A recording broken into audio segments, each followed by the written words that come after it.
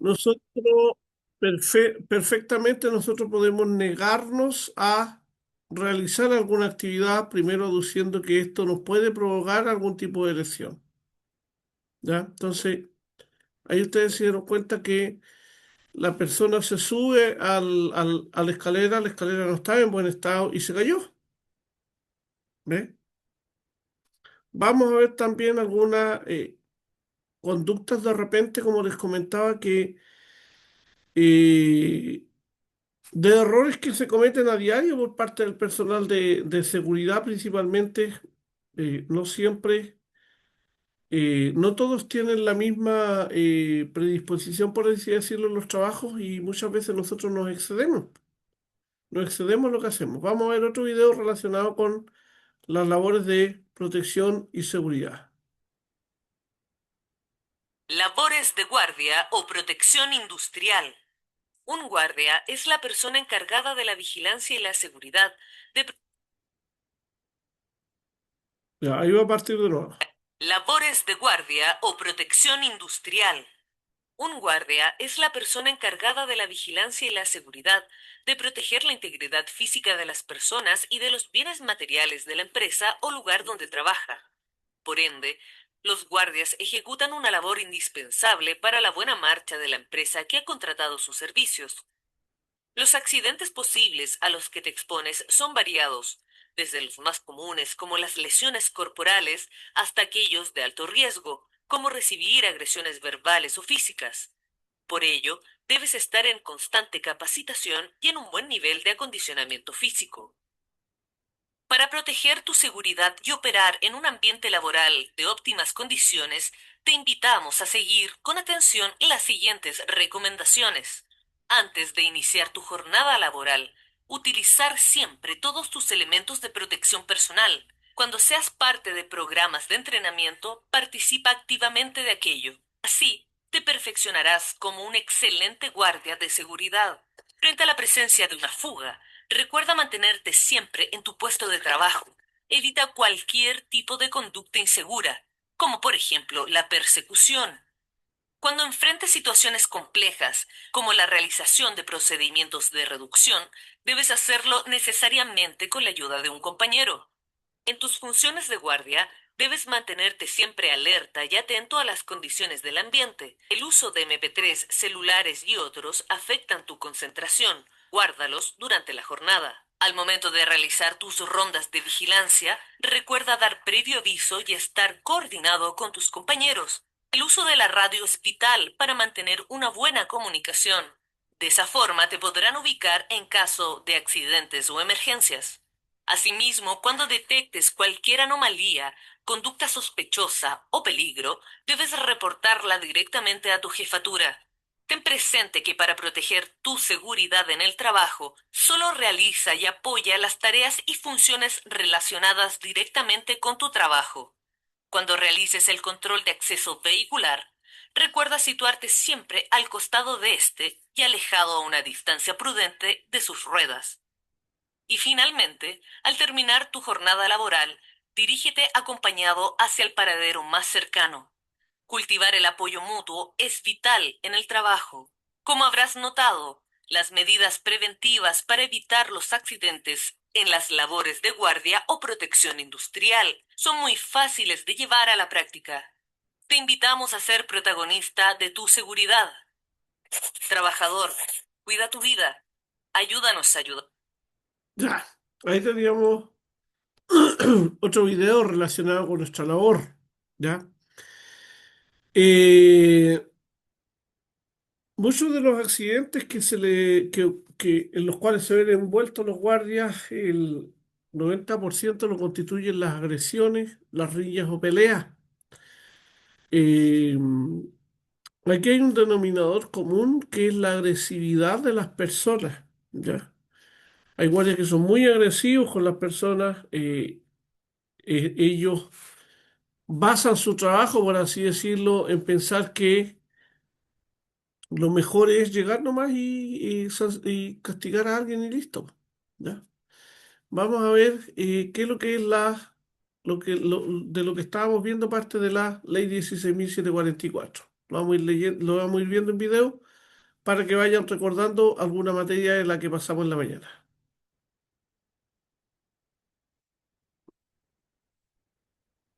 Ley 16.744. Ahí sí. Ley 16.744.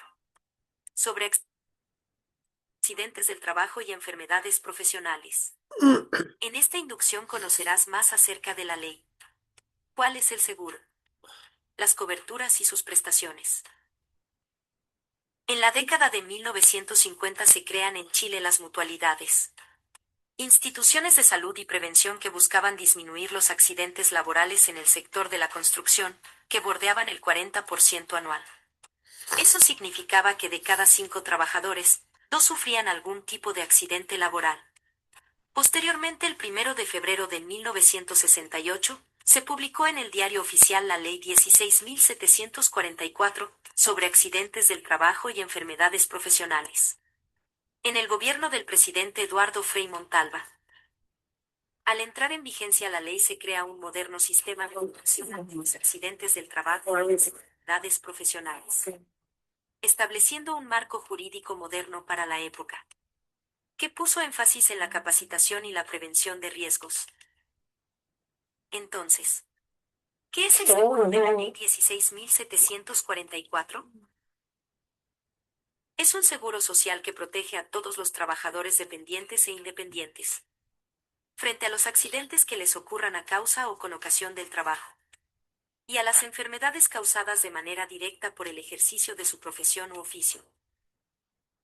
Este seguro se encuentra contenido en la Ley 16.744 y sus reglamentos. Decreto Supremo 101.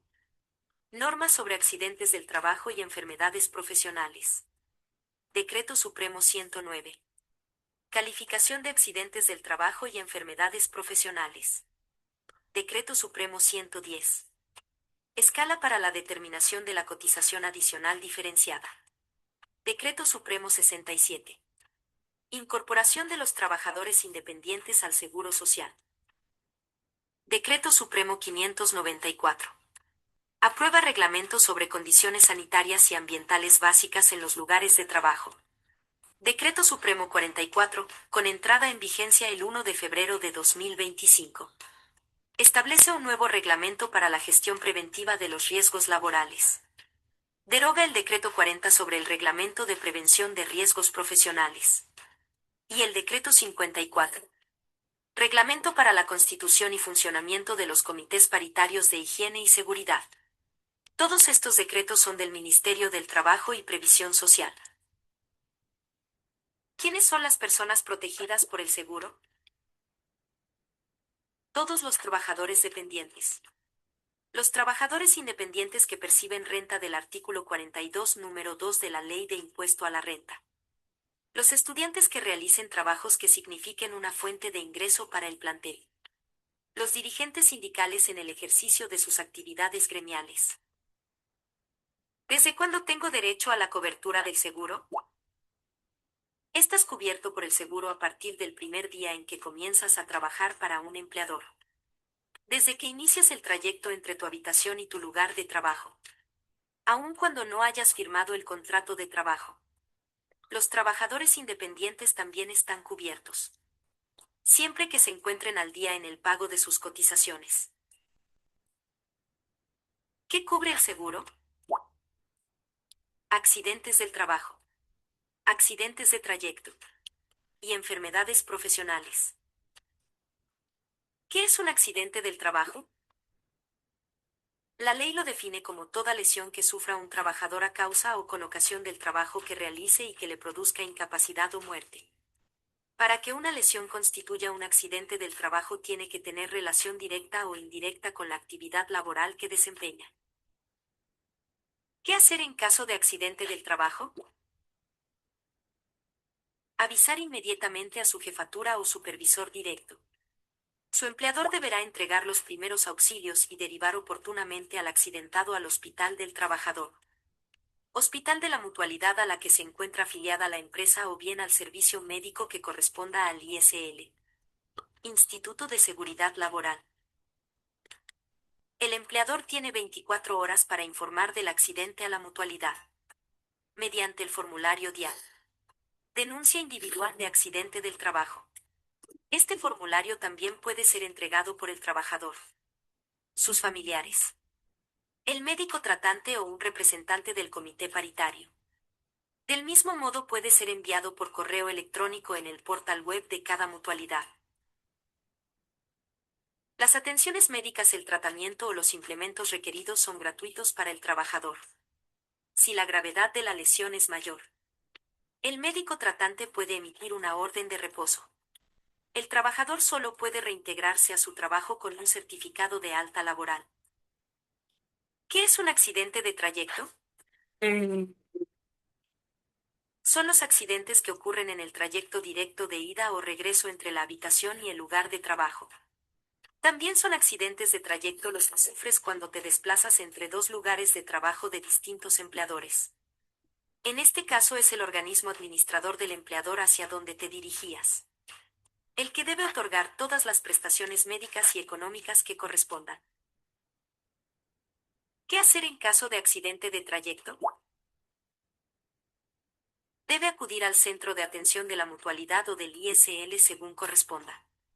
Debe explicar que se trata de un accidente de trayecto e informar al empleador apenas sea posible.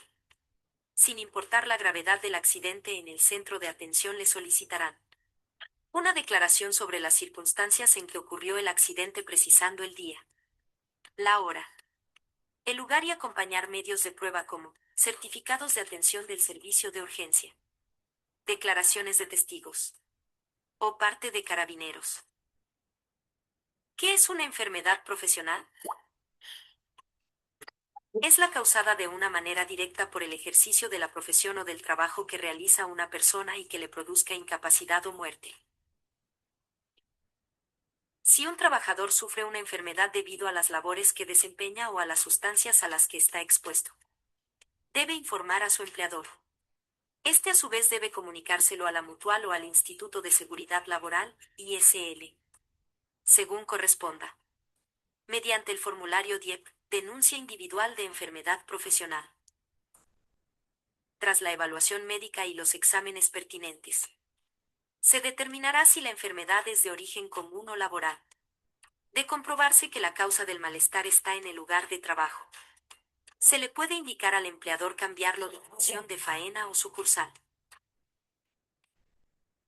La ley contempla 3 tipos de prestaciones: prestaciones médicas, prestaciones preventivas y prestaciones económicas.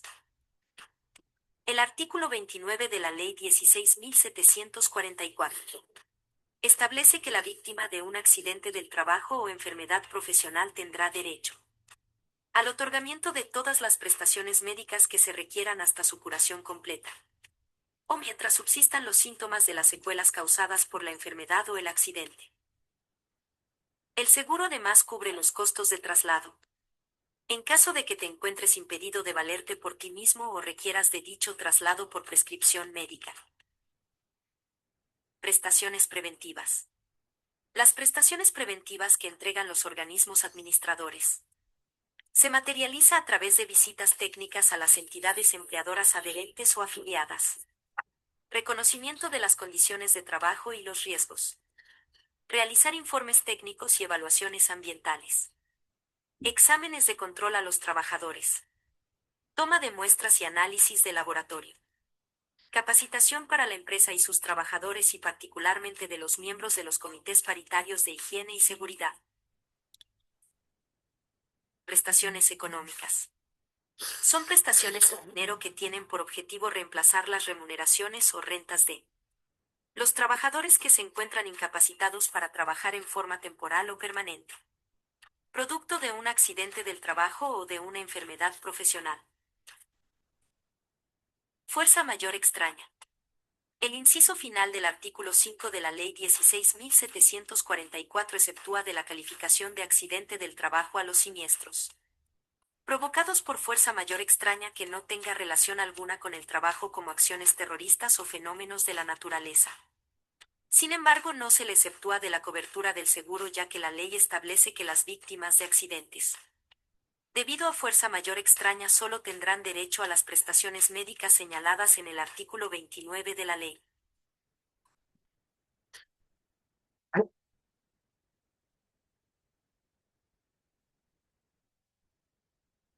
Ya, no sé qué les pareció el video, bastante interesante yo creo, porque ahí más o menos se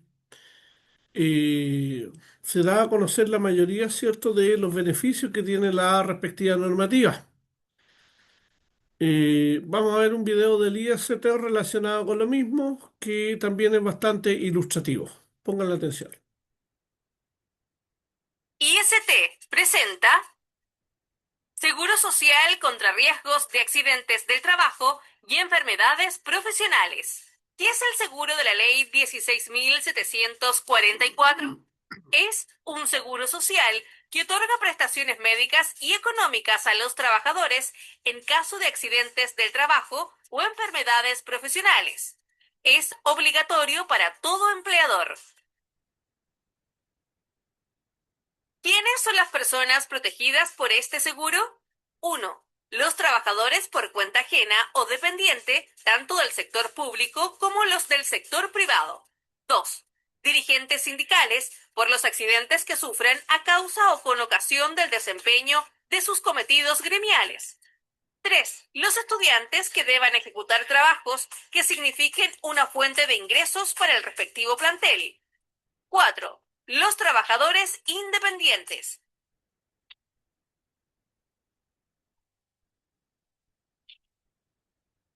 ¿Qué es un accidente del trabajo? Accidente de trabajo es toda lesión que sufra un trabajador a causa o con ocasión del trabajo y que le produzca incapacidad o muerte. ¿Cómo proceder? 1. El trabajador debe informar inmediatamente a su jefatura o supervisor. 2. El empleador debe prestar primeros auxilios y derivar oportunamente al afectado a un servicio de urgencias IST. Asimismo, debe informar a IST antes de 24 horas de ocurrido el accidente a través del formulario de denuncia individual de accidente de trabajo, DIAT. 3. Si el accidente es grave, riesgo vital y o secuela funcional grave, puede ser trasladado para su primera atención a un centro de salud que no sea del IST. ¿Qué son los accidentes de trayecto? Son accidentes de trayecto aquellos ocurridos en el recorrido directo de ida o regreso entre la habitación y el lugar de trabajo, cualquiera que sea el medio de transporte, transporte público, automóvil particular, bicicleta, avión o bien caminando. También son accidentes de trayecto los que ocurren en el recorrido directo entre dos lugares de trabajo que correspondan a distintos empleadores. ¿Qué son las enfermedades profesionales? Enfermedad profesional es aquella causada de manera directa por el ejercicio de la profesión o del trabajo que realiza una persona y que produzca incapacidad o muerte. Se presenta de forma lenta y sus efectos se sufren gradualmente. ¿Cómo acceder al seguro? Denunciando el accidente o la enfermedad profesional ante IST. ¿Cómo denunciar? Completando el formulario de denuncia individual de accidentes, DIAT, o de enfermedad profesional, DIEP, el que debe ser puesto a disposición por IST. ¿Quiénes deben denunciar un accidente del trabajo o una enfermedad profesional? El empleador es quien debe denunciar en un plazo de 24 horas desde que se toma conocimiento del accidente. Si esto no ocurre, debe hacerlo el trabajador, su familia, el médico tratante, el comité paritario de higiene y seguridad o cualquier persona. Si el empleador no puede tomar conocimiento por las circunstancias del hecho, el trabajador debe acudir por sus propios medios a un centro asistencial de IST, debiendo ser atendido de inmediato.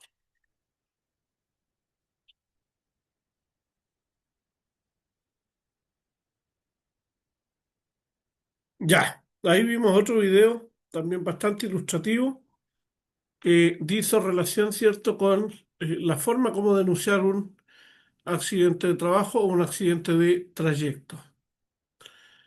Espérenme un poquitito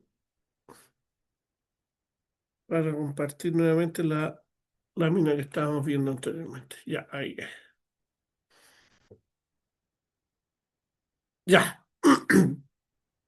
Entonces, tal como lo veíamos ahí en uno de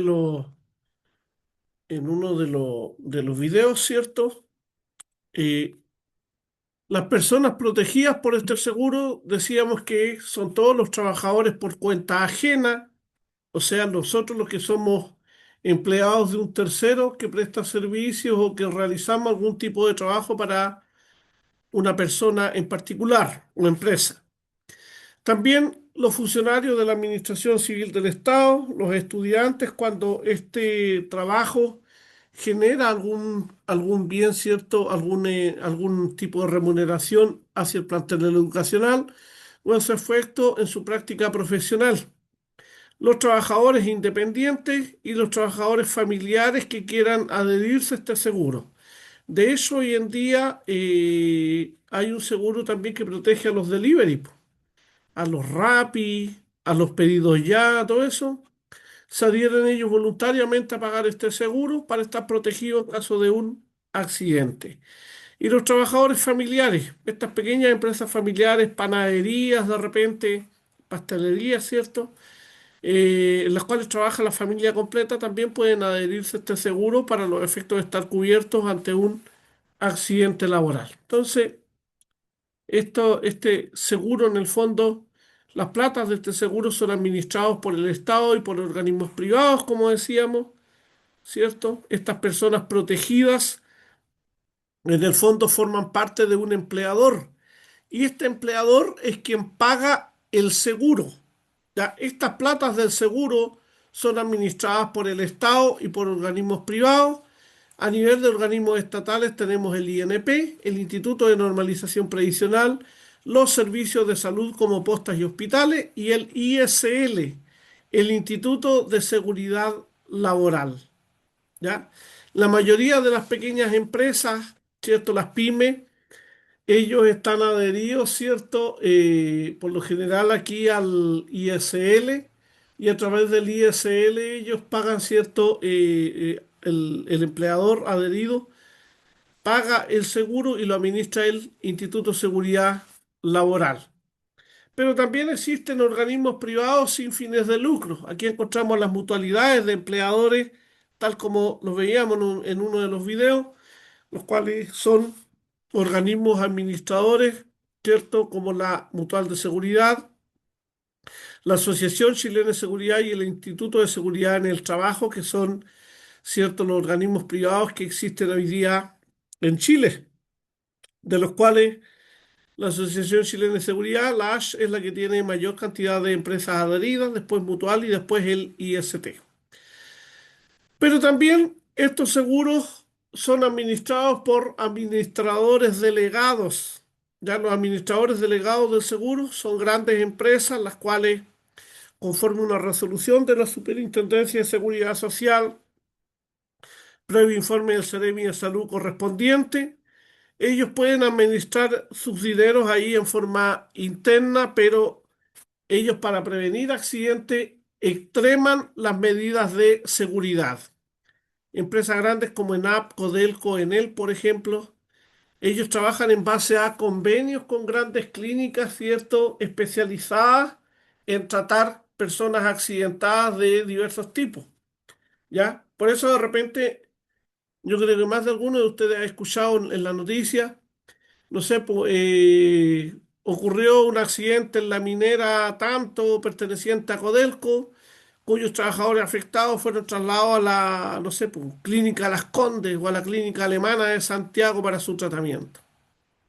Es eso, que esto va con cargo al seguro, pero los administradores delegados lo que hacen es, en el fondo, suscribir convenios y en base a convenios ellos tratan, ¿cierto?, a sus accidentados.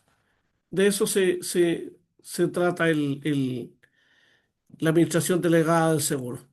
Cuando se habla de extremar las medidas de seguridad, por ejemplo, yo estuve haciendo unos proyectos ahí para Transelec. La norma, por ejemplo, de altura física para trabajos de altura es 1,80 m. ¿Ya? De 1,80 m para arriba la persona tiene que subir con casco, arnés de seguridad, guantes, casco, ¿ah? Y calzado, obviamente, de seguridad.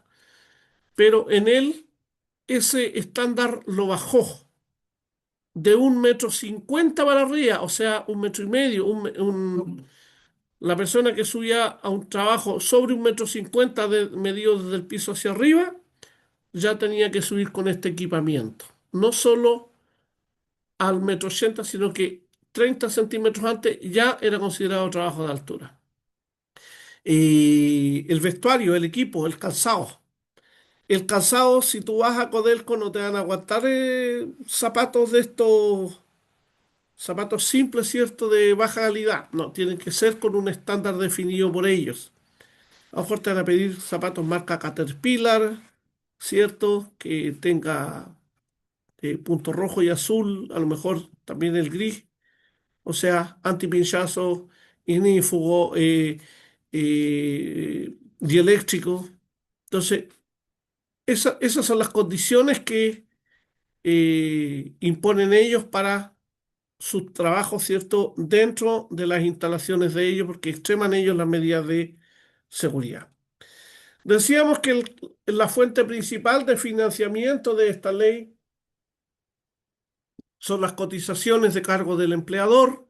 Decíamos que este seguro lo paga el empleador y esta cotización está subdividida, ¿cierto?, en tres subítems. Primero, la cotización básica, que es aquella que pagan las entidades empleadoras y corresponde al 0,95% de las remuneraciones o rentas imponibles de cada trabajador. Entonces, se paga este 0,95 y a esto se le suma una cotización adicional. La cotización adicional va asociada al índice de siniestralidad en la actividad que se desarrolla. Aquí, una empresa, entre más accidentes tenga, le sube la cotización adicional, ¿cierto? Todos los años impares. Ahora corresponde el 2027, el alza de la cotización. ¿Ya? Se hizo esto el 2025. Ahora el 2027 se entiende que va a subir a los que han tenido muchos accidentes. Los accidentes generan días perdidos. Los días que ustedes están con licencia médica son días perdidos para la empresa. Y esos días perdidos implican un aumento en este valor de la cotización adicional. ¿Ya? Aparte de eso, las empresas pagan una cotización que se llama cotización adicional diferenciada, y esta es una tasa que pagan las empresas, ¿cierto? Y está asociada al riesgo de la actividad económica que desarrollan conforme a una tabla de cálculo. Hay una tabla de cálculo que dice que minería tiene un X% de riesgo, forestal tiene tanto X% de riesgo, pesca y acuicultura otro y así sucesivamente. Entonces, estas tres se suman, ¿ya? Y ese valor es el que tiene que pagar el empleador por cada uno de ustedes.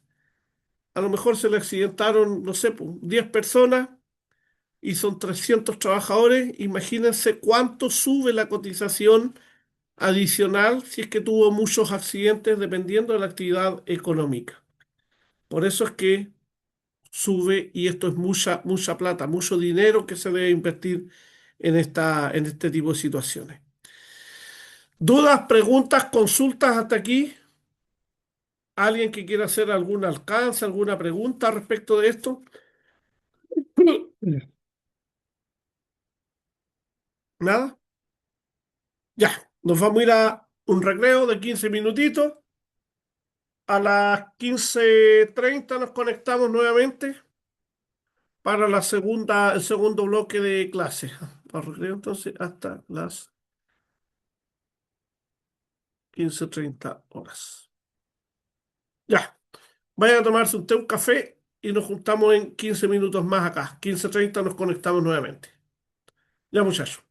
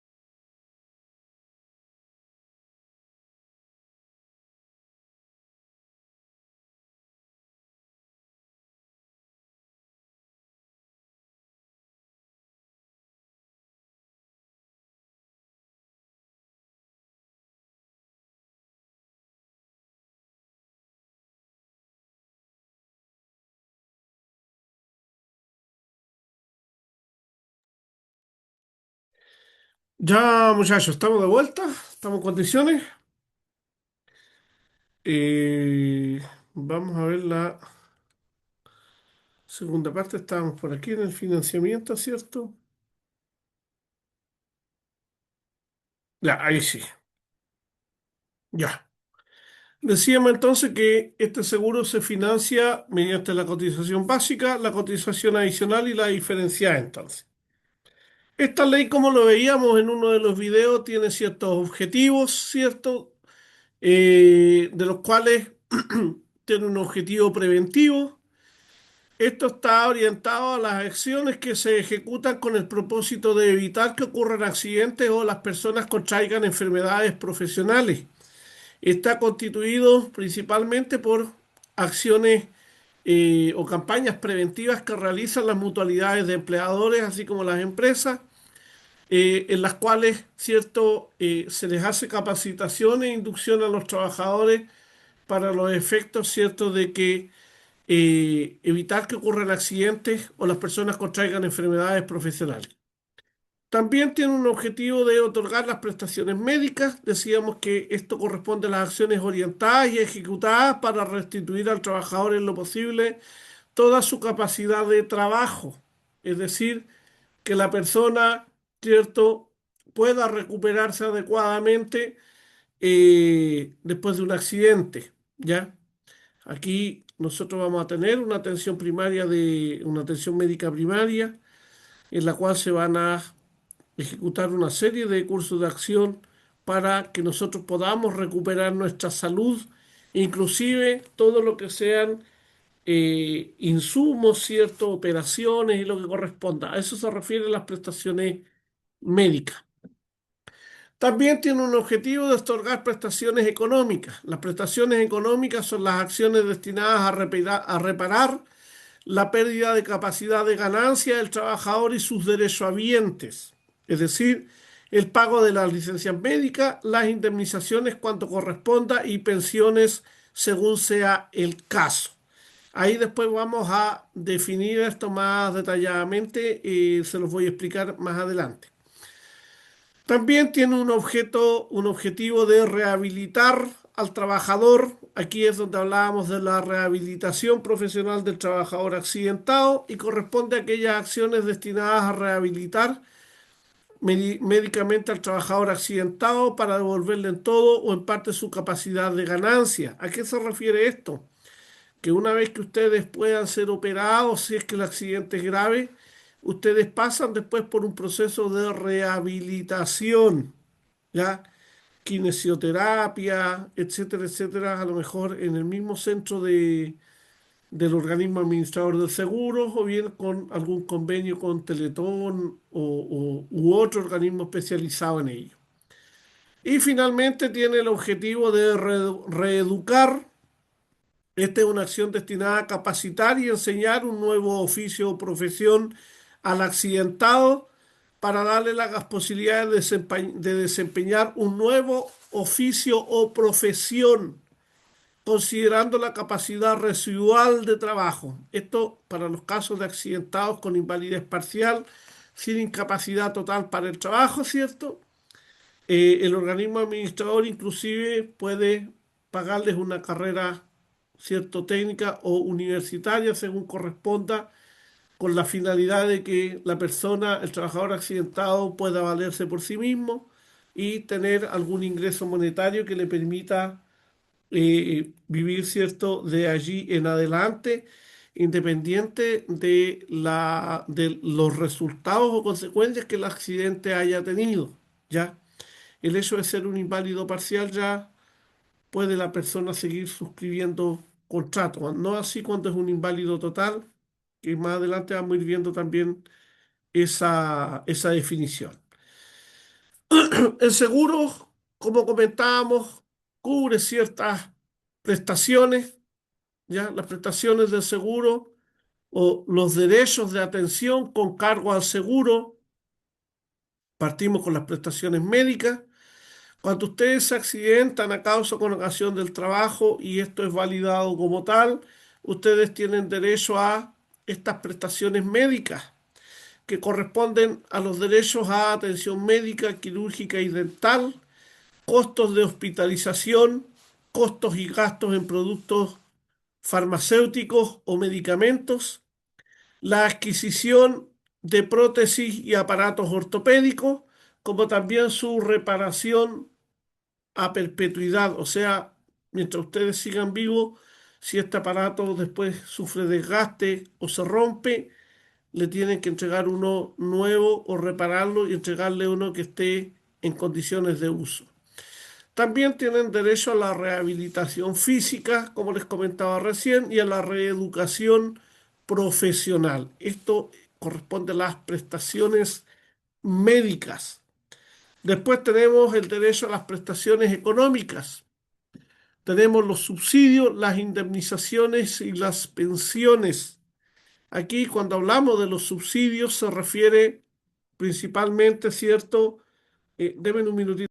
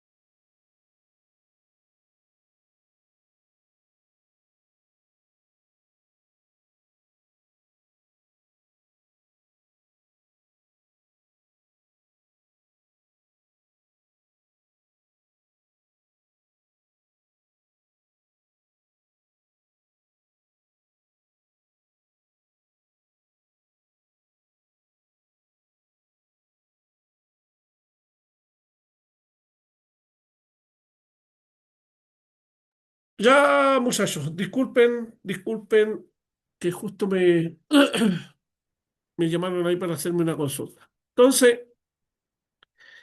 cuando nosotros nos accidentamos, ¿cierto? Y tenemos derecho a licencia médica, tenemos un beneficio que se llama subsidio. Este subsidio se refiere al derecho al pago de las licencias médicas, ¿ya? Nosotros, el empleador nos va a pagar solamente los días trabajados. La diferencia de días aquí la paga, ¿cierto?, el organismo administrador a través de la caja de compensación. ¿Ya? Eso es para los efectos de si tenemos una licencia médica. Ahora, si producto de este accidente resultamos nosotros con la pérdida de un miembro importante del cuerpo, como por ejemplo algún dedo, la mano, un pie, ni Dios quiera, la cabeza no, porque no podríamos seguir viviendo. Ahí nos corresponde una indemnización, ¿ya? Esta indemnización se otorga en virtud de que la persona se entiende que queda imposibilitado para el trabajo a raíz de este accidente y se entiende que va a quedar con un miembro menos de su cuerpo, ¿ya? En virtud de eso, hay un reglamento especial que habla de las amputaciones, ¿cierto? O amputaciones traumáticas.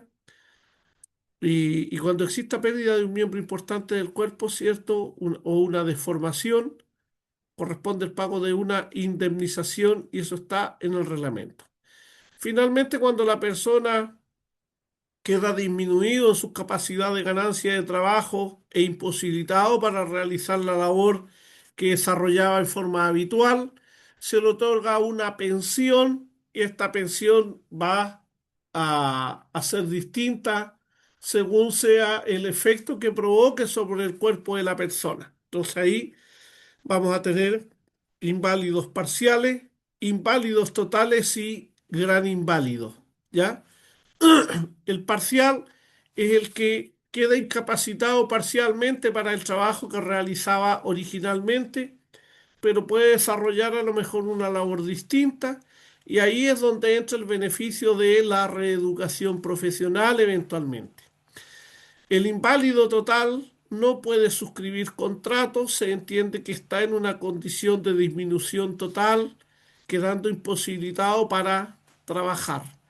Y el gran inválido es aquel que requiere del auxilio de una tercera persona para realizar los actos elementales de la vida. Aquí en los actos elementales de la vida nos encontramos con el poder ir al baño, hacer sus necesidades fisiológicas por sí solo sin la ayuda de un tercero, el asearse por sí solo sin ayuda de un tercero, eh, y el alimentarse por sí solo sin la ayuda de un tercero. Esos son los actos elementales de la vida. Alimentarse, asearse, ir al baño y realizar sus necesidades fisiológicas sin la ayuda de un tercero. Generalmente los postrados quedan en esa condición o los parapléjicos, ¿ya? Entonces, esto es para los casos, ¿cierto?, de prestaciones económicas para los efectos de la persona en sí. Si el trabajador resulta fallecido a raíz del accidente o posteriormente, viene, ¿cierto?, la asistencia que le corresponde al derechohabiente. El derechohabiente es el heredero legal siempre y cuando sea causante de asignación familiar y en el fondo es similar al famoso Montepío, ¿ya? No sé si se entiende. Entonces el derechohabiente es el montepiado del occiso, ¿ya? Aquí entra la cónyuge, los convivientes con hijos reconocidos o cualquier descendiente causante de asignación familiar. Ellos quedan, ¿cierto?, con parte de la pensión que le correspondía al fallecido según sea el caso. Eso también tiene un reglamento ahí, ¿cierto? Pero aquí los cálculos se efectúan generalmente en base al sueldo base de la persona, ¿cierto? Accidentada, ¿ya? En virtud de ello, tenemos entonces que para el otorgamiento de las prestaciones pecuniarias, o sea, los pagos en dinero, los accidentes del trabajo y enfermedades profesionales se clasifican en las siguientes categorías según los efectos que produzcan en el cuerpo del accidentado.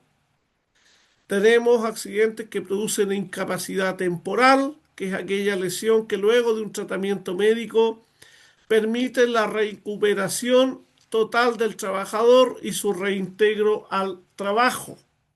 ¿Ya? Después tenemos las incapacidades permanentes o invalidez, que es cuando aquella lesión produce consecuencias de carácter permanente afectando la capacidad de ganancia del trabajador al quedar físicamente disminuido para el trabajo. ¿Ya? Entonces tenemos incapacidades temporales e incapacidades permanentes, conocido como invalidez. De ahí tendríamos entonces los accidentes que producen incapacidad temporal, que producen invalidez parcial, que producen invalidez total, que producen gran invalidez y los que producen la muerte. Esta es la división, digamos, de los diferentes tipos de accidentes que nos pueden ocurrir en un determinado momento. Aquí viene la descripción. Entonces nos dice que se considerará inválido parcial a quien haya sufrido una disminución de su capacidad de ganancia, presumiblemente permanente, ya igual o superior a un 15 e inferior a un 70%. Esto entonces es un inválido parcial, quien sufre una disminución de un 15 a un 70%. Si la disminución es igual a un 15 e inferior a un 40%, la víctima tendrá derecho a una indemnización global cuyo monto no excederá de 15 veces el sueldo base. ¿Ya? El base está en 539.000 pesos aproximadamente. Esto nos daría un monto, cierto, máximo de 8.085.000 pesos. Ya este monto se determinará en función de la relación de dicho monto máximo y el valor asignado a la incapacidad respectiva en la forma y condiciones previstas en el reglamento. El reglamento es el que manda aquí, ¿ya? No es que vamos a nosotros a recibir los 8 millones, no, vamos a recibir menos, sino que ese es el monto máximo asignado, pero el reglamento establece ciertas circunstancias para ver cuánto es lo que vamos a recibir finalmente. En ningún caso, entonces, esta indemnización global podrá ser inferior a medio sueldo vital mensual, o sea, 176.200 pesos. A febrero del 2026, un sueldo vital correspondía a 352.400 pesos para los mensualizados. Por lo tanto, la mitad, 176.200 pesos. Ya. El asegurado que sufriera un accidente que, sin incapacitarlo para el trabajo, le produjera una mutilación importante o una deformación notoria, será considerado inválido parcial en conformidad a lo dispuesto en los artículos precedentes. En tal caso, tendrá derecho a una indemnización establecida en el artículo 35, que será fijada por el organismo administrador de acuerdo al grado de mutilación o deformación. La mutilación importante o deformación notoria, si es en la cara, cabeza u órganos genitales, dará derecho al máximo de la indemnización establecida en dicho artículo. ¿Ve? Entonces, el inválido parcial aquí, ¿cierto? Eh, va a recibir obviamente ahí una indemnización según el artículo 35 y esto tiene un tope máximo según si esto es en la cara, cabeza u órganos genitales. Si la disminución de la capacidad de ganancia es igual o superior a un 40% e inferior a un 70%, el accidentado o enfermo tendrá derecho a una pensión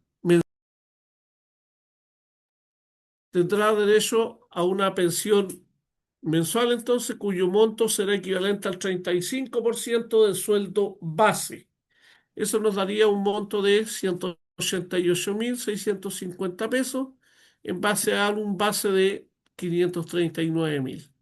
Entonces aquí nos dice que todos los inválidos parciales en el fondo reciben una pensión mensual de 188.650 pesos. Tuve un caso ahí. Llegó allá una persona a hacer el curso de guardia porque él trabajaba de guardia, se le venció el curso y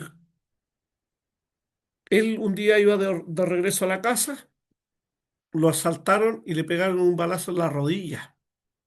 Lamentablemente quedó inválido, ¿cierto?, de la pierna derecha. Le costaba un mundo el poder desarrollar sus labores habituales.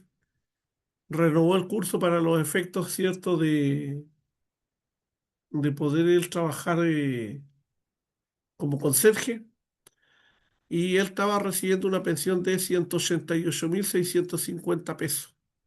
¿Ya? Él era inválido parcial. ¿Ve? Entonces, eso es lo complejo, muchachos, cuando el tema este, ¿cierto? Tenemos un inválido parcial, el cálculo se hace en base al sueldo base.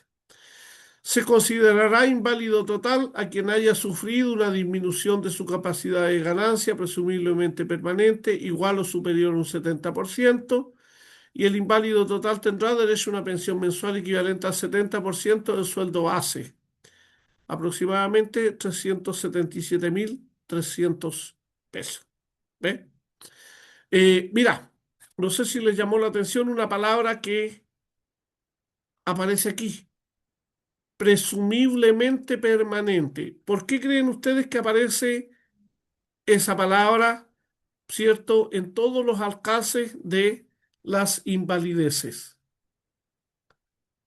¿Qué piensan ustedes? ¿Por qué creen que está esa palabra ahí? ¿A alguien se le ocurre? Que se presume pudo pasar. Sí, mira, va por ahí. Muy bien tu comentario. Lo que pasa, chiquillos, es que cada vez que alguien se accidenta laboralmente, el organismo administrador todos los años le hace un examen médico al accidentado para ver si su condición se mantiene, mejora o empeora. ¿Ya? Si la condición empeora, se le aumenta a lo mejor, ¿cierto?, la condición de él, a lo mejor de una invalidez parcial puede pasar a un inválido total, a ser inválido total, y le puede subir el monto de la pensión. O puede que la persona a lo mejor se recupere, le van a disminuir la pensión. Entonces, todos los años, de acuerdo al reglamento, las personas son revisadas, ¿cierto?, por especialistas para ver si su condición se mantiene, mejora o empeora. Y en virtud de ello, cierto es que está esta palabra en todos los alcances y dice presumiblemente permanente. Ahora, cuando un accidentado se repite 2 o 3 años en la misma condición, entonces se saca una resolución que dice que la persona mantiene su condición, no presenta mejoría ni empeoramiento, por lo tanto va a quedar así de por vida o a perpetuidad. Y la persona queda como un inválido laboral, ¿cierto? Hasta que él pase al sistema de pensión normal a los 65 años, ¿ya? Entonces, de ahí para adelante, obviamente a los 65 cubre la AFP, po. La AFP se hace cargo de los pagos. ¿Por qué? Porque aquí el organismo administrador te paga la pensión hasta el momento de pensionarte. Después de la edad de jubilación por el sistema normal, esa pensión la cubre la AFP. ¿Qué recomiendo yo? Si algún día ni Dios quiera les pasa algo así, tengan cuidado porque las AFP tienen un fondo ahí en el cual a usted a lo mejor le van a hacer el cálculo. A lo mejor usted es un inválido total, ¿cierto? Le corresponden 377.300 pesos mensuales. Pero por el cálculo de AFP, supongamos que le corresponden 250 lucas mensuales no más. Muchas veces los hacen firmar a la gente y la gente firma a la renuncia del 2% que se llama. Hay un fondo de un 2% que es de libre disposición de las AFP, con las cuales ellos tienen que cubrir la diferencia de la pensión. Es decir, usted no puede quedar ganando menos que lo que ganaba como inválido total, ni tampoco menos que lo que ganaba como inválido parcial. ¿Ve? Entonces, la gente muchas veces se equivoca, no revisa lo que firma, llega y firma y renuncia a este 2%. O sea, queda ganando las 250 lucas nomás pero perdió al tiro como 127.000 pesos de pensión, po, por el solo hecho de firmar un documento. Si algún día, ni Dios quiera, ustedes chiquillos se accidentan y les toca jubilarse bajo este formato, lean bien, asesórense y tengan cuidado, ¿ya? Tuve varias personas ahí que me comentaron que les pasó una situación similar y fue también porque ellos se apresuraron mucho en firmar.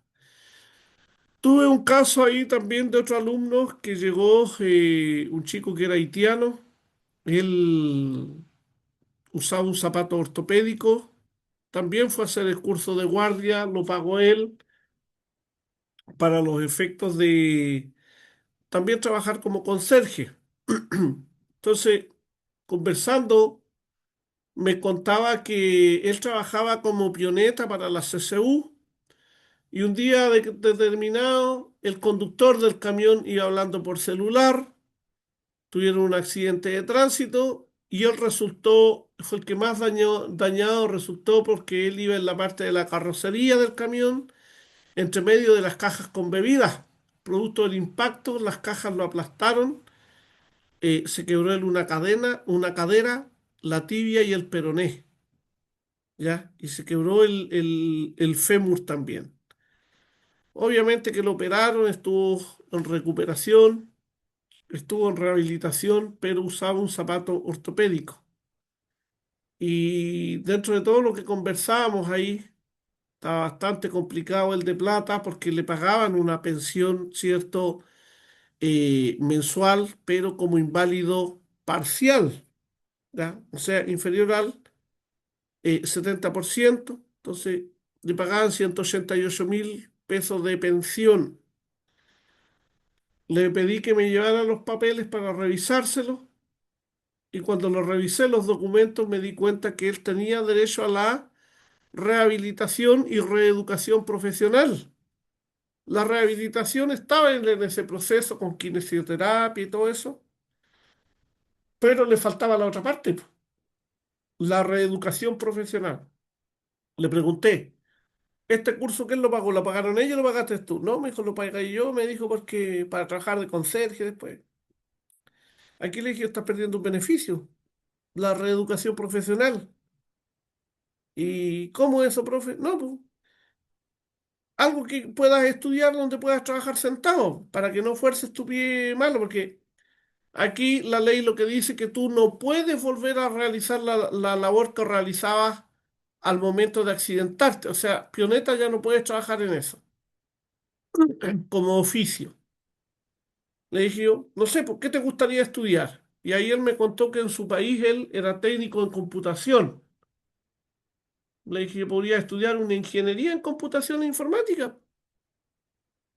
Chuta, me dijo, ¿cómo lo hago? No, pues, anda a varias casas de estudio que te queden cerca, en los cuales tú puedas estudiar y que sea compatible con el trabajo que estás haciendo ahora, para que no tengas inconvenientes de que no te atrases las clases. Ahora, si puedes estudiar a distancia, mejor todavía, puedes estudiar a lo mejor desde tu casa en las horas libres. Y llevas 3 presupuestos al organismo administrador y dile que tú quieres estudiar algo para poder subsistir. No le digas que estás haciendo el curso de guardia. Juntó los 3 presupuestos y fue al organismo administrador, al ISL en ese entonces, y le validaron una carrera de ingeniería en computación e informática. Tengo entendido que estaba por ahí por el Duoc estudiando. ¿Ve? Entonces ahí ustedes se darán cuenta que estos beneficios muchas veces nosotros los perdemos por no leer. ¿Ya? Eso es lo que no puede pasar. Leamos, instruyámonos, chiquillos. Así que ahí estaba, pero recontento el muchacho porque pudo estudiar y esto lo paga todo el organismo administrador. La reeducación profesional la paga el organismo administrador, no la pagamos nosotros. ¿Ve? Seguimos. Se considerará gran inválido a quien requiere del auxilio de otras personas para realizar los actos elementales de la vida. Lo que le decía yo delante, alimentarse, asearse, ir al baño, hacer sus necesidades fisiológicas sin la ayuda de terceros. En caso de gran invalidez, la víctima tendrá derecho a un suplemento de pensión mientras permanezca en tal estado, equivalente al 30% de su sueldo base adicional sobre el 100%. O sea, él se lleva los 539.000 más un 30%, aproximadamente 700.700 pesos. Y de ahí se suman los suplementos, ¿ya? O sea, todo lo que sean los montos, ¿cierto? Tal como dice acá, los montos de las pensiones aumentarán en un 5% por cada uno de los hijos que cause la asignación familiar al pensionado, en exceso sobre dos, sin perjuicio de las asignaciones familiares que correspondan. O sea, suma más todavía. En ningún caso estas pensiones podrán exceder el 50, o sea, 269.000 pesos, el 100%, 539.000, o el 140%, que corresponde a 754.000 pesos del sueldo base, según sean por invalidez parcial, total o gran invalidez respectivamente. O sea, estos son los montos máximos a los que se puede aspirar en cada uno de estos casos. La cuantía de la pensión será disminuida o aumentada cada vez que se extinga o nazca el derecho de los suplementos. Me explico, si un hijo cumple la mayoría de edad, obviamente le van a disminuir el porcentaje del 5% por ese hijo. ¿Ve? A eso se refiere. Si la persona, no sé, pues, los hijos, generalmente aquí la extinción más común es la mayoría de edad. Cuando llegan a la mayoría de edad, los hijos ya pierden este 5% adicional y se va disminuyendo la pensión porque se entiende que esa persona pasó a otra condición. ¿Dudas, preguntas, consultas?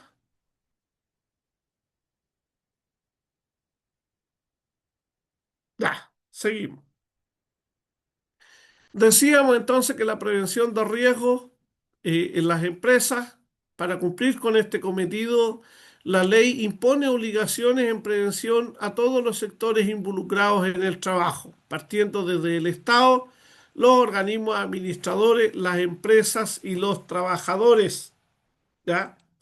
De ahí que al Estado la obligación que tiene le corresponde la supervigilancia y fiscalización de la prevención, higiene y seguridad en todos los sitios de trabajo a través de los servicios de salud, ¿cierto? A través de los Ceremis de salud respectivos. Por eso cuando llega a San Ceremi, todos corren, ¿ya? También al Estado le corresponde prescribir todas las medidas de higiene y seguridad en el trabajo a través de los servicios de salud y aplicar sanciones por su incumplimiento. ¿Se acuerdan para la pandemia? Para la pandemia el Estado que hizo, lo primero que ordenó, uso de mascarilla. ¿Ya? Ordenó el tema del encierro, las medidas restrictivas, pero también prescribió medidas especiales, entre ellos las facultades ampliadas para nosotros en el sentido de poder exigir cédula de identidad a las personas que asistían a comprar, por ejemplo, el uso de mascarilla, la cédula y el pase de movilidad, entre otros. ¿Ve? Entonces, estas son algunas medidas, por ejemplo, obligaciones que impone el Estado. Pero los organismos administradores del seguro también tienen ciertas obligaciones. Aquí encontramos el prescribir todas las medidas de higiene y seguridad en el trabajo que las empresas deban implementar, aplicar la variación de la cotización adicional a las empresas debido a las variaciones en sus tasas de riesgo. Delante comentábamos eso, ¿cierto? Cuando estas estadísticas de accidentes se disparan, el organismo administrador cobra más plata por concepto de el seguro. Sube, ¿cierto? O aplica un alza en el valor de las cotizaciones laborales. También las mutualidades están obligadas a realizar actividades de prevención de riesgo en forma permanente a sus empresas adheridas. Y ahí es cuando encontramos de repente que aparece el supervisor o aparece prevención de riesgo les hace charlas a ustedes o les envía una hoja de notificación para los efectos, ¿cierto?, de que ustedes ahí sean capacitados en algunas materias. Algunas campañas, como por ejemplo sobre el uso del casco, campañas sobre el uso del calzado de seguridad, uso de guantes, etcétera, etcétera, etcétera. ¿Ya? Las empresas, las empresas también tienen ciertas obligaciones, po. Primero, implementar todas las medidas de prevención que imponga el Servicio de Salud a través de los CEREMI o el organismo administrador del seguro. Aquí muchas veces se implementan la aplicación de nuevos protocolos y ahí nosotros estamos obligados a capacitar y a cumplir con esa instrucción. Las empresas también están obligadas a establecer y mantener al día un reglamento interno de orden, higiene y seguridad, tener un departamento de prevención de riesgo cuando tengan más de 100 trabajadores, ¿cierto?, como dotación fija. Las empresas están obligadas, ojo, ojo con esto, a proporcionar a los trabajadores los equipos e implementos de protección personal necesarios en forma gratuita. Ojo que dice proporcionar, no dice ceder, regalar, etcétera. Cuidado con eso, ¿ya? Sobre todo cuando el vestuario tiene cierto un logo corporativo, hay que tener cuidado, ¿ya? Porque ocurre mucho que el trabajador dice, no, si esto me lo dieron y es mío. No, cuidado, si tiene un logo corporativo, ese logo corporativo es una marca registrada, por lo tanto, si se le da un mal uso a ese artículo, eso puede traer sanciones de algún tipo, ¿ya? Yo los llamo ahí a que tengan cuidado con eso de repente, cuando ustedes terminan, ¿cierto?, el contrato laboral con una empresa, ustedes tienen que devolver, ¿cierto?, la especie, ¿cierto?, que se les hizo entrega al momento de ser contratados. Ahora, si el bodeguero les regala los zapatos, algunas cosas, eso ya es otro tema. Él lo primero que tiene que hacer en su calidad de bodeguero, obviamente, es, ¿cierto?, dar de baja esa especie y la puede entregar, pues la puede ceder o la puede regalar, pero tiene que dejar el registro correspondiente. Las empresas también están obligadas a cambiar de lugar de trabajo o faena a los trabajadores afectados por una enfermedad profesional a algún lugar, ¿cierto?, donde no queden expuestos al agente que haya ocasionado esta enfermedad. También, cuando existan más de 25 trabajadores en obra o faena, están obligadas a formar un comité paritario de higiene y seguridad o a efectuar la elección de un delegado de seguridad y salud ocupacional. Las empresas también están obligadas a informar sobre los riesgos laborales a que están expuestos los trabajadores a través del acta IRL. Esta acta es un documento el cual contiene, cierto, todos los riesgos a los cuales van a estar expuestos ustedes. También se debe indicar ahí la forma correcta de trabajo y aparte de la forma correcta, cuáles son los protocolos, ¿cierto?, a aplicar para no lesionarse o no participar en accidente laboral. Por un lado, el Código del Trabajo, en su artículo 184, indica que el empleador estará obligado a tomar todas las medidas necesarias para proteger eficazmente la vida y salud de los trabajadores, informando de los posibles riesgos y manteniendo las condiciones adecuadas de higiene y seguridad en las faenas, como también respecto de los implementos necesarios para prevenir accidentes y enfermedades profesionales. Por eso aquí esto establece ciertos pasos. Dice también, deberá asimismo prestar o garantizar los elementos necesarios para que los trabajadores en caso de accidente o emergencia puedan acceder a una oportuna y adecuada atención médica, hospitalaria y farmacéutica. Y de ahí, cierto, establece ciertos plazos cuando la Dirección de Trabajo fiscaliza o toma conocimiento de alguna situación, y también del organismo administrador, que tiene un plazo ahí de 30 días para informar a la Dirección del Trabajo acerca de las medidas de seguridad que puedan prescribir, ¿cierto?, en caso de alguna infracción para corregir, ¿cierto?, las infracciones o deficiencias que puedan encontrarse. La información de los riesgos laborales es un documento contemplado en el artículo 15 del decreto 44, que dice que la entidad empleadora deberá garantizar que cada persona trabajadora previo al inicio de sus labores reciba de forma oportuna y adecuada información acerca de los riesgos que extrañan sus labores, de las medidas preventivas y los métodos de procedimiento de trabajo correctos, determinados conforme a matriz de riesgo y el programa de trabajo preventivo regulados en el reglamento. Mientras se encuentra pendiente la elaboración de la matriz y el programa, la entidad deberá informar los riesgos inherentes a las actividades que realiza. Entonces, a ustedes les van a pasar una hojita ahí y les van a decir, mire, usted está expuesto a agresiones verbales, físicas, a amenazas por parte de terceros. Entonces usted, para evitar eso, cuando usted ve a una persona, cierto, que a lo mejor es demasiado violenta, solicite usted la asistencia de otro compañero, ¿ya?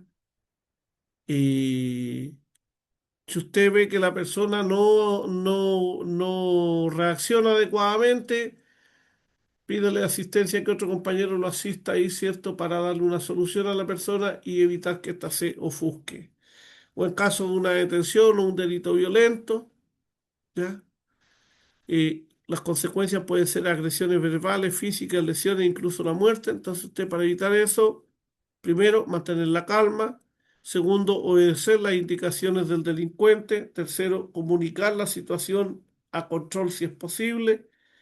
Tener a mano los números de emergencia de Carabineros, Bomberos e Investigaciones. Mantener disponible un teléfono móvil o fijo en la oficina para la llamada ante emergencia. Uso obligatorio y permanente del chaleco anticorte y no intervenir si estima que existe riesgo para su integridad física. Aquí, por ejemplo, tenemos los riesgos existentes, sus consecuencias y las medidas preventivas. A eso se refiere el artículo 15 del decreto 44. También este documento después se firma en la parte de abajo, tanto el que hizo la capacitación como quien recibe la capacitación, ¿ya? Entonces aquí ustedes tienen que firmar su conformidad de haber recibido la instrucción, inducción y charla sobre los riesgos inherentes al trabajo, actividad y labor distribuidos en el documento. ¿Ve? Entonces, eso es lo que tienen que firmar ustedes como acta de información de los riesgos laborales. Y aquí también vienen las obligaciones de los trabajadores, po.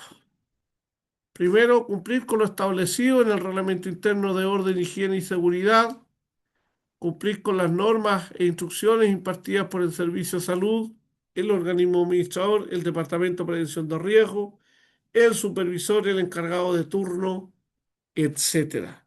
¿Por qué? Porque son órdenes directas, ¿ya?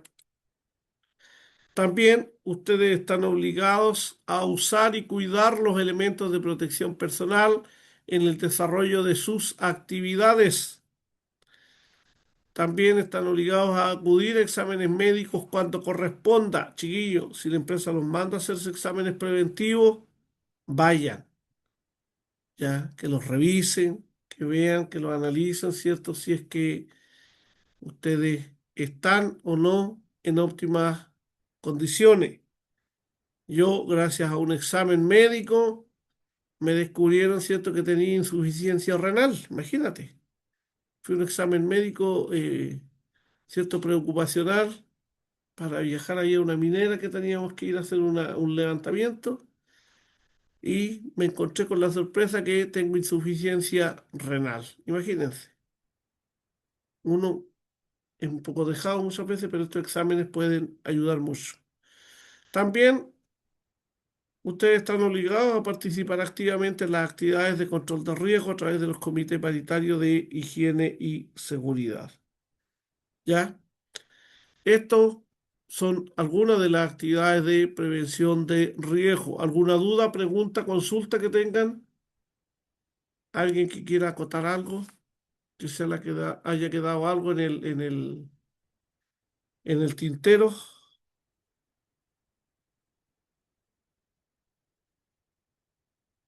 Nada. Ya. Vamos a ver. Aquí tenemos un videito del IST respecto a los accidentes de trabajo, los de trayecto. eh, este parece que lo habíamos visto ya, pues, ¿no? Ah, no vimos largo. Ya.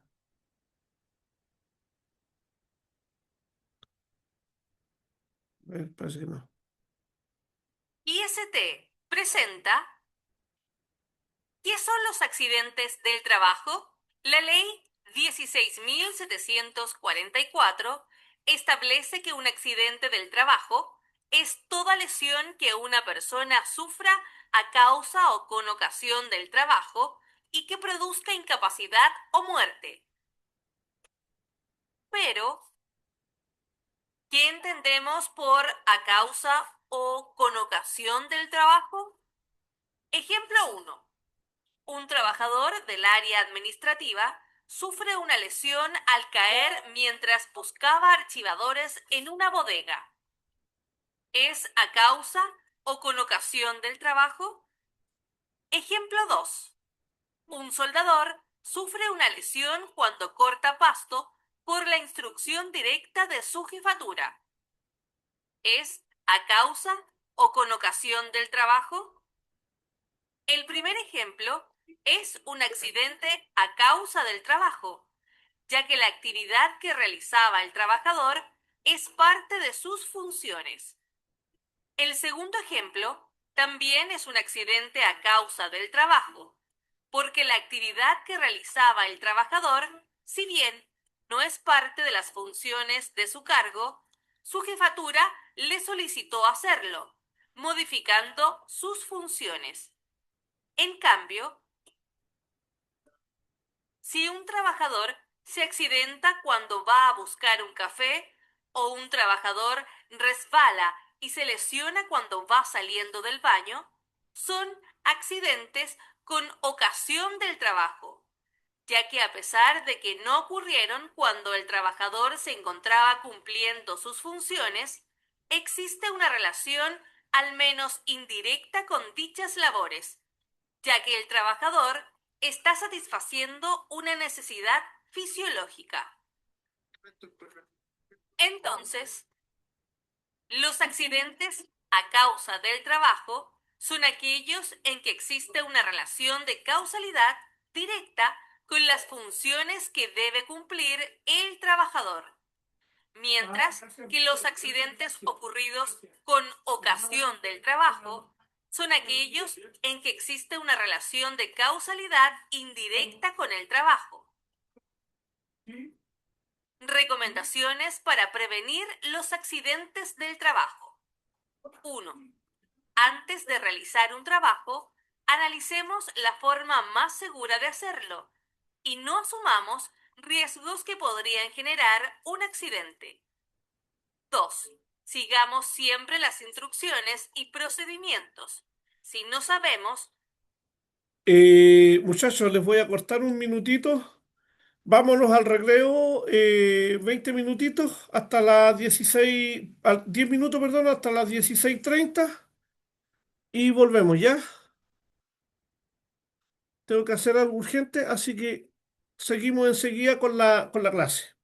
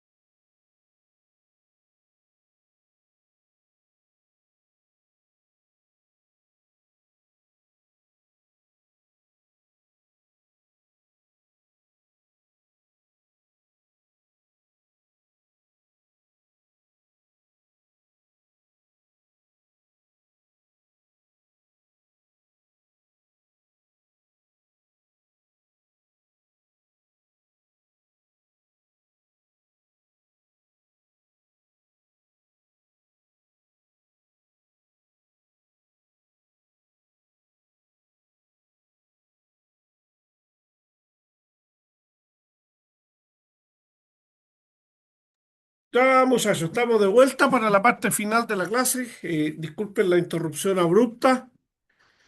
Lo que pasa es que como tengo insuficiencia renal, me vinieron a dejar los insumos, entonces, producto de eso, tuve que rápidamente ahí atender a los camiones del reparto.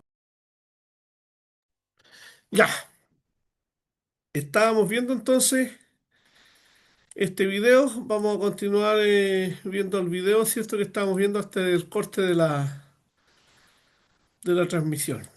Espérenme un poquitito. No asumamos riesgos que podrían generar un accidente. 2. Sigamos siempre las instrucciones y procedimientos. Si no sabemos, es importante preguntar. 3. Si vemos a un compañero de trabajo realizando acciones inseguras o en riesgo de sufrir un accidente, debemos prevenirlo y mostrarle la manera segura de realizar la acción. 4. Mantengamos nuestras áreas de trabajo y herramientas limpias y ordenadas. 5. Utilicemos herramientas en buen estado y adecuadas para el trabajo que debemos realizar. 6. Respetemos las señalizaciones y utilicemos los equipos de protección personal. 7. Operemos solo los equipos que estamos autorizados para utilizar. 8. Informemos a los supervisores toda condición que pudiera producir un accidente. 9. Cuando un compañero de trabajo nos muestra que estamos haciendo una tarea mal y que podemos accidentarnos por esto, escuchémoslo y apliquemos sus consejos. 10. Mantengámonos concentrados en el trabajo. Evitemos distraer y bromear a compañeros. 11. Mantengámonos alejados de operaciones donde no participemos. 12. Generemos conversaciones sobre prevención con nuestros compañeros de trabajo.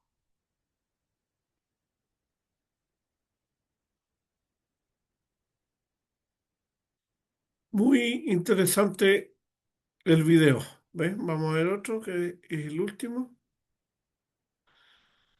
IST presenta ¿qué son los accidentes de trayecto?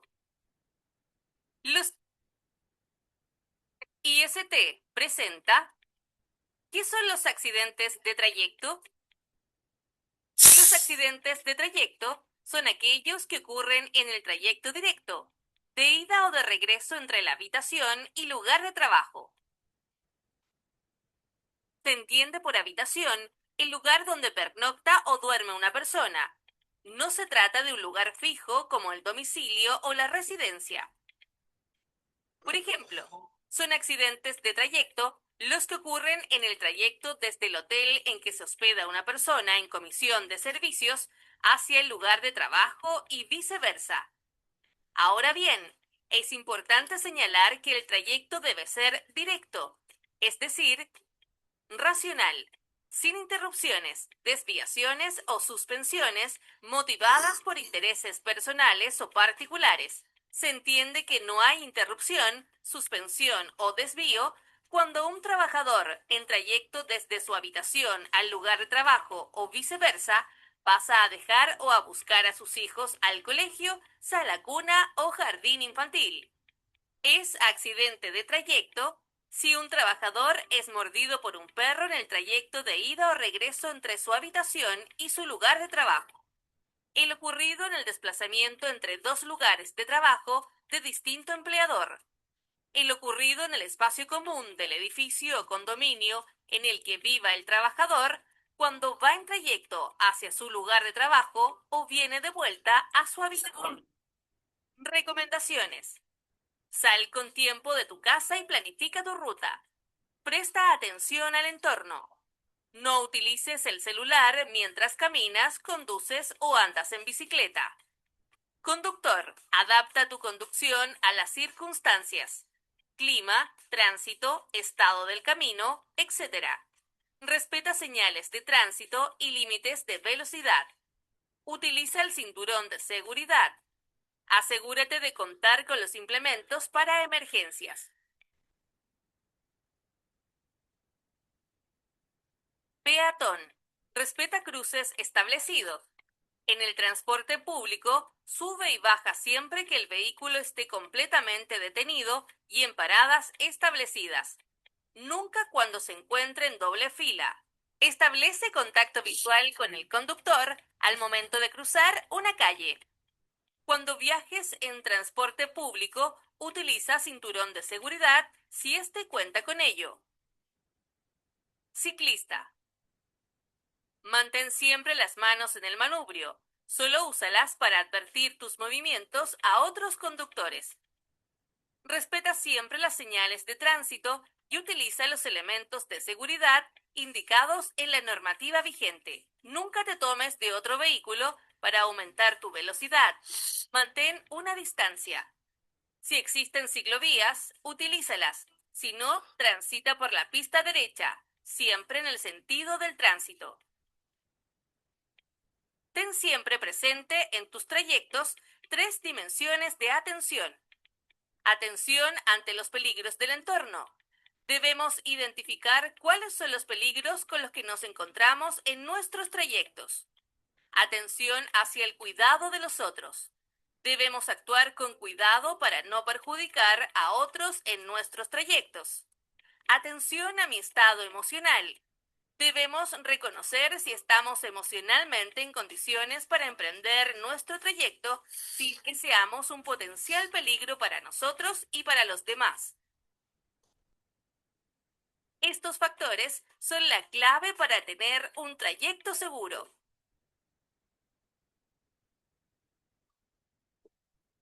Ya, muchachos, yo creo que quedamos más o menos claros con el material que vimos el día de hoy. Espero que les hayan gustado los videos, ¿cierto? Que les exhibí.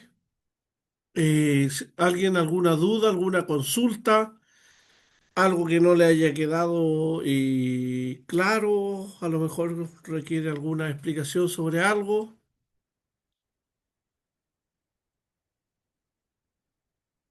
Alguien que quiera hacer algún alcance. A lo mejor a alguien no le gustó el profesor. No sé.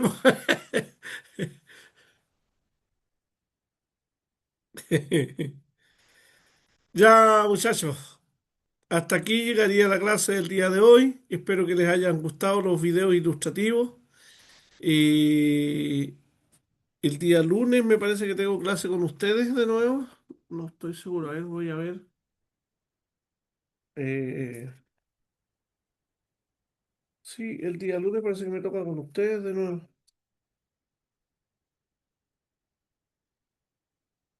Sí, el lunes al parecer me toca la clase de ayer. La vamos a repetir, parece el día lunes. Ahí lo voy a ver con la coordinadora después. Entonces, porque algunos no se alcanzaron a conectar, ahí lo vamos a ver cómo hacemos. ¿Ya? Ya, muchachos, sería todo por el día de hoy. Se les agradece su, su estadía, ¿cierto? En línea. Espero que les vaya muy bien y nos vemos el día lunes en clase. ¿Ya? Listo, muchachos. Hasta luego. Fue un gusto. Estamos en contacto. Hasta luego, profe. Buenas tardes, profesor.